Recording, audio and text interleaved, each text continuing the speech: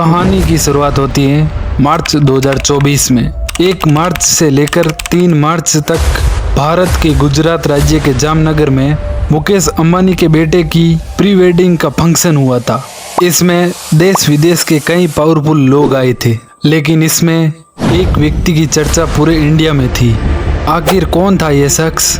इसे दुनिया का सबसे ताकतवर व्यक्ति माना जाता है। इसकी हैसियत का अंदाजा आप इसी बात से लगा सकते हैं कि अकेला यह व्यक्ति दुनिया में $10 ट्रिलियन का असेट मैनेज करता है। इसको इस तरीके से समझते हैं, इस समय पूरे भारत की जीडीपी 3 ट्रिलियन है और इस अकेले बंदे के पास 10 ट्रिलियन है। मतलब भारत की जीडीपी का 3 गुना यह अकेला व्यक्ति संभालता है। और तो और इस 10 ट्रिलियन का 1% होता है 100 बिलियन। इतनी तो अंबानी की टोटल नेटवर्थ है। यह पैसा इतना ज्यादा है कि इससे टेस्ला, अमेजॉन, गूगल, एप्पल और माइक्रोसॉफ्ट को खरीदने के बाद भी 3.7 ट्रिलियन बच जाएंगे।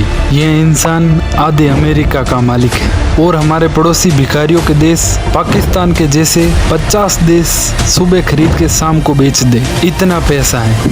फिर भी दुनिया के सबसे अमीरों की लिस्ट से इसका नाम गायब है। दुनिया की सबसे बड़ी कंपनी एप्पल में, फेसबुक में, जेपी मॉर्गन में, डाइचे बैंक में और तो और गूगल की पेरेंट कंपनी अल्फाबेट में। इसके अलावा दुनिया की हर बड़ी कंपनी में इनका स्टेक है। इसलिए इनकी कंपनी को दुनिया का सबसे बड़ा शैडो बैंक भी कहा जाता है। इनकी ताकत का अंदाजा इसी बात से लगाया जा सकता है कि चीन की सरकार भी इनको अपने यहाँ आने से नहीं रोक पाई थी। इस व्यक्ति का नाम है लैरी फिंक और इनकी कंपनी का नाम है ब्लैक रॉक।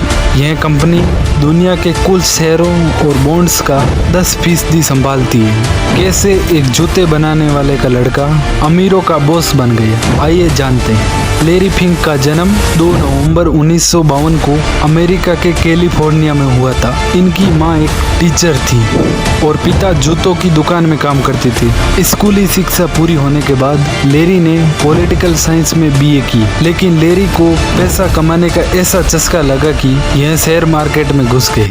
इन्होंने 23 साल की उम्र में बोस्टन डायनेमिक्स कंपनी से करियर की शुरुआत की। डेट सिंडिकेशन की शुरुआत भी इन्होंने ही की थी। इसका मतलब होता है आपने किसी भी एक बैंक या एक व्यक्ति से लोन नहीं लेकर मल्टीपल बैंकों या लोगों से लोन लिया है। 31 साल की उम्र आते आते लैरी बैंक के एमडी बन गए और अगले 1 साल में लैरी ने बैंक को $1 बिलियन यानी 800 करोड़ कमा के दी। यहाँ तक सब कुछ अच्छा चल रहा था, फिर कुछ ऐसा हुआ जिसने लैरी को बर्बाद कर दिया। दरअसल हुआ कुछ ऐसा था, ओवर कॉन्फिडेंट लैरी ने शेयर मार्केट में कुछ ज्यादा ही रिस्क ले लिया, जिससे अगले 3 महीने में बैंक को 800 करोड़ का घाटा लग गया। इसके बाद लैरी को नौकरी से निकाल दिया गया। वो कहते हैं ना, हर फेलियर एक अपॉर्चुनिटी है। इसके बाद अकेले पड़े लैरी ने साल 1988 में खुद की कंपनी खोलने का फैसला किया,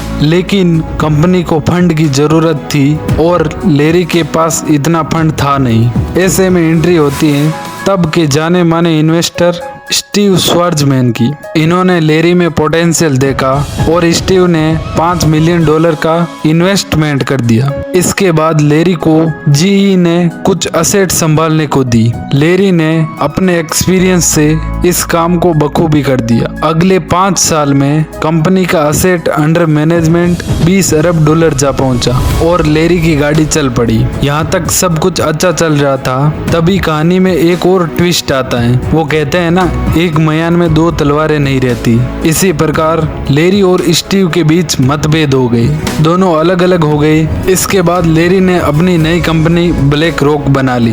तब से लेकर आज तक लैरी ने कभी पीछे मुड़कर नहीं देखा।